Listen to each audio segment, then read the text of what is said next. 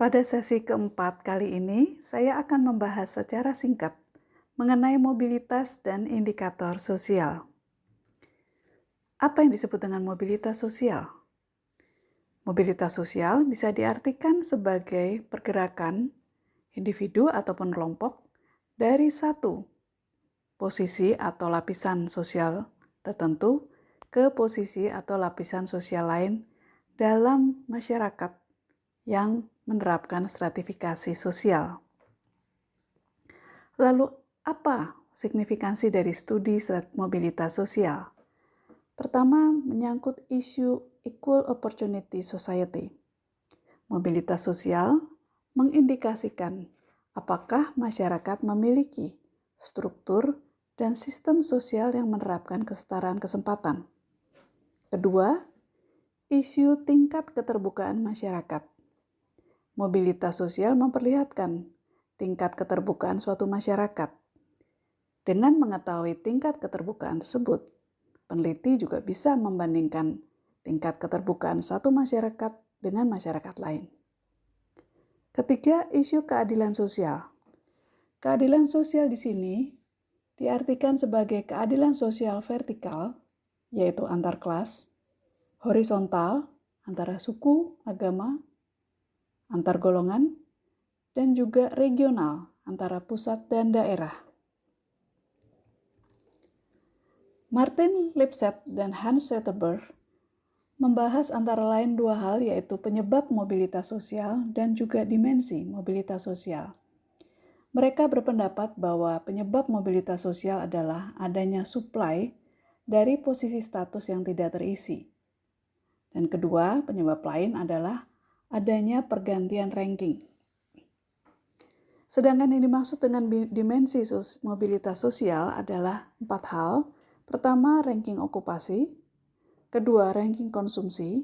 Dalam hal ini mereka melihat pada aspek gaya hidup. Ketiga, kelas sosial. Dan keempat, ranking kekuasaan. Tokoh lain yang dibahas di sini adalah Ralph Turner.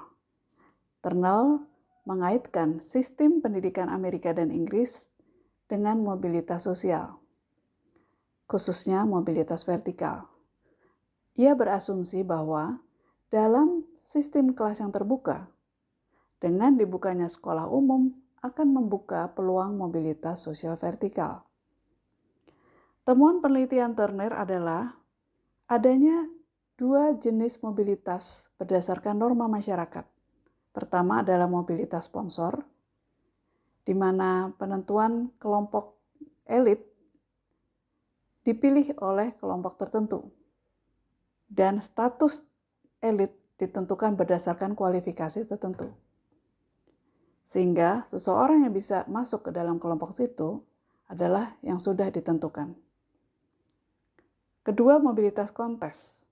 Dalam hal ini, individu mempertarungkan kemampuan mereka, strategi, dan determinasi dalam persaingan. Kedua jenis mobilitas ini merupakan tipe ideal. Dalam kenyataannya, mobilitas vertikal yang terjadi di dalam masyarakat itu mengandung unsur mobilitas kontes maupun sponsor dengan kadar yang bisa berbeda-beda. Kemudian tokoh lain adalah Pitirim Sorokin. Ia mengatakan bahwa mobilitas sosial adalah perpindahan orang dalam ruang sosial. Dan fokus perhatiannya adalah pada mobilitas sebagai mobilitas kolektif. Ia tidak melihatnya sebagai fenomena individual.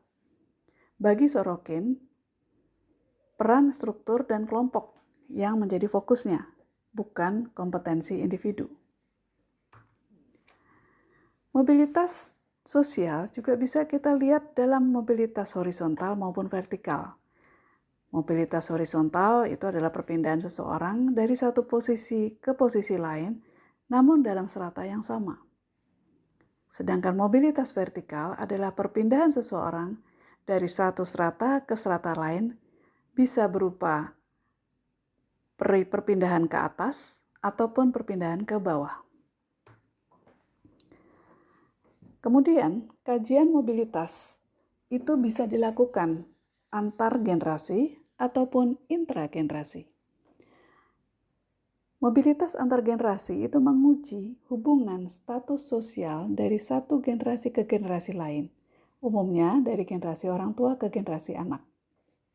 Sedangkan mobilitas intragenerasi itu menganalisis hubungan antara kelas sosial seseorang dari pekerjaan pertama mereka hingga pekerjaan yang digeluti saat penelitian dilakukan, sehingga mobilitas ini melihat kepada jalur karir atau riwayat pekerjaan seseorang.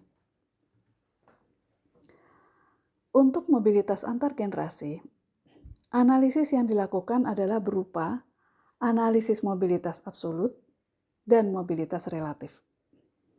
Mobilitas absolut merupakan pergerakan seseorang antara kelas origin dan kelas destination. Sedangkan analisis mobilitas relatif adalah perbandingan antara dua orang dari kelas origin yang berbeda terhadap kesempatan mereka berada pada satu kelas destination tertentu. Mobilitas relatif ini yang merupakan kajian terhadap kecairan sosial. Apa yang disebut dengan kelas origin? Kelas origin itu adalah kelas orang tua responden. Pada saat responden menginjak usia dewasa, umumnya di usia 18 tahun. Lalu kelas destination adalah kelas sosial responden pada saat penelitian dilakukan.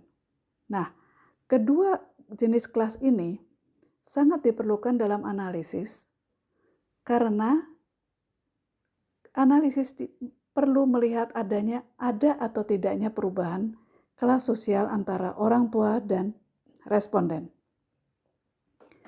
Baik, untuk yang bahasan terakhir adalah mengenai saluran mobilitas. Mobilitas sosial bisa dilakukan melalui berbagai cara, berbagai saluran. Bisa melalui pendidikan, melalui organisasi ekonomi, politik, profesi, melalui angkatan bersenjata, pernikahan, dan sebagainya. Demikian pembahasan singkat mengenai mobilitas dan indikator sosial.